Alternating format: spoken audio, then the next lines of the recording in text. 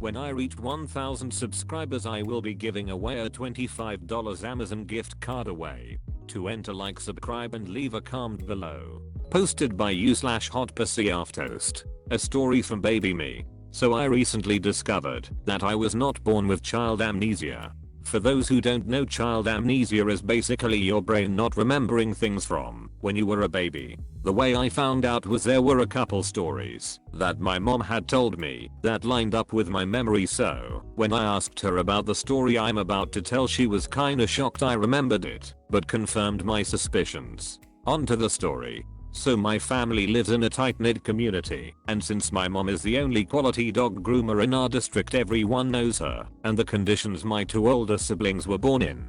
My sister, firstborn, henceforth referred to as S, was born in a near-death state.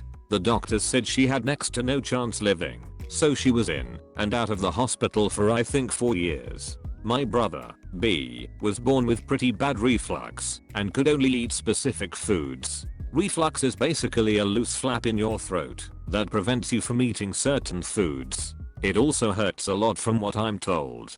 Fun fact, my mom pulled B out of a daycare because they threw away the only food he could eat because they deemed it unhealthy. It was a homemade mixture my mom made, and it's warm mashed potatoes, creamed corn, sweet peas, and gravy. Also, my mom smokes medicinal marijuana, but never during pregnancy. And no, she's not a stoner, she takes it legitimately for the multitude of different problems she has. So on to the story. I'm about 3 months old. S is in the hospital as usual, so it's just me, B, and my mom in the store. Now this store was pretty far out as my mom wanted to check in on S, so my mom is still known but not as well. There was a local store that my mom had to go at the time, since it was near the hospital. Now in the employees area for this store, parents could drop off their kids in this little funhouse baby-proof child area. So my mom drops me off, but takes B. Her reasoning for this was she couldn't handle 2 babies and a cart, but she had to stay with B in case his reflux acted up, so she figured this was her best bet.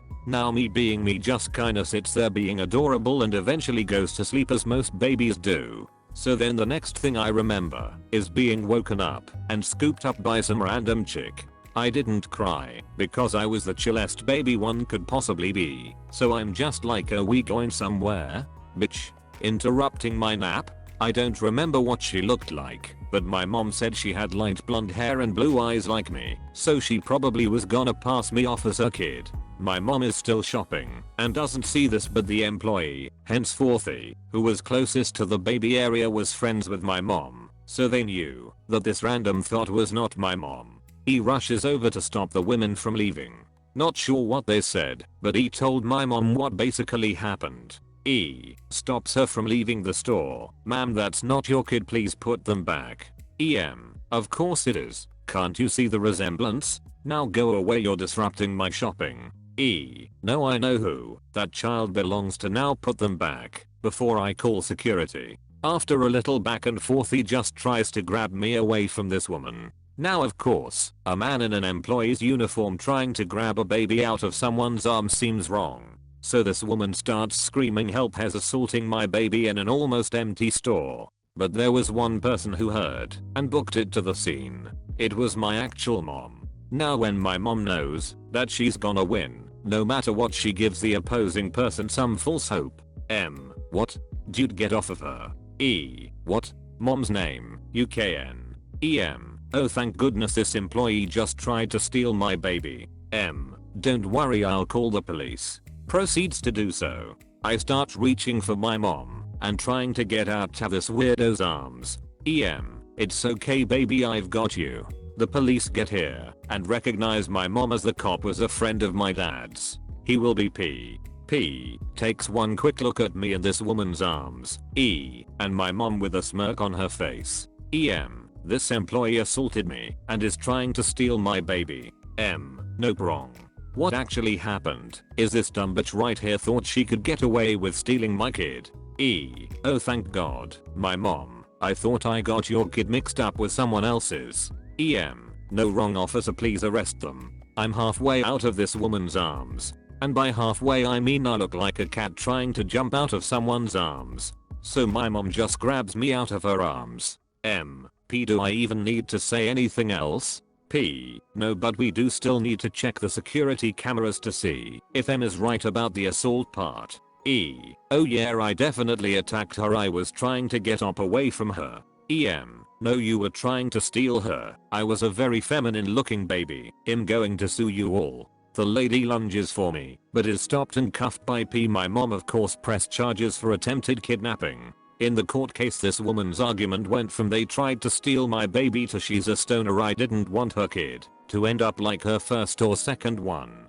Posted by u/Haggistaffic. Why should I care about his missing leg? My kid thinks that Kane is cool. So here's some backstory. My cousin, C, was in the British military and lost his left leg, below the knee, in Helmand. And considering he lives in the Highlands of Scotland and is still physically fit, he makes a living on taking tour groups up mountains and lochs in the area. He needs a cane, or he'll fall over.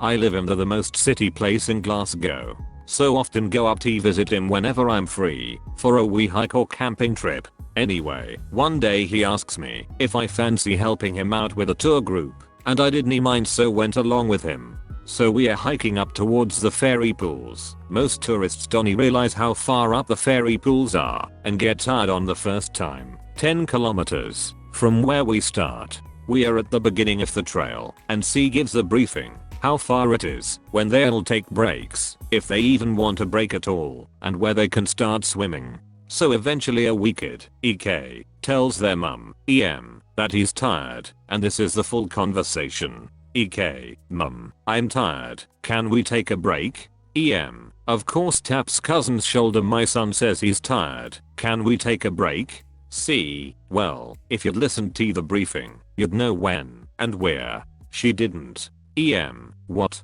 This is an American tour group, speak English. She was the only one not from Scotland. C, in a slightly less thick accent, had you listened like the rest, you'd know when we'd take breaks. EM looks pissed, but scoffs it off, and moves back to her part in the line. About 1 to 2 kilometers later, where we have an optional first break. C, alright, if anyone needs a break, you can take it now. EM, finally. During the break she was already a bit of a tit, and clearly didn't pack for the trip, as she only had a half-empty bottle of water on her. So she went around the rest of the hikers asking for their food, because her kid was hungry. Eventually my cousin just gives her his food, because he didn't want the other hikers to get irritated. EK, I don't like tuna. EM, you don't have anything else? C, no. Now pissed, EM tells her kid to eat the sandwich anyway, which he does somewhat reluctantly. Before we resumed our hike, Ek asks his mum for C's cane, which may I remind you, he needs, due to his somewhat still new fake leg.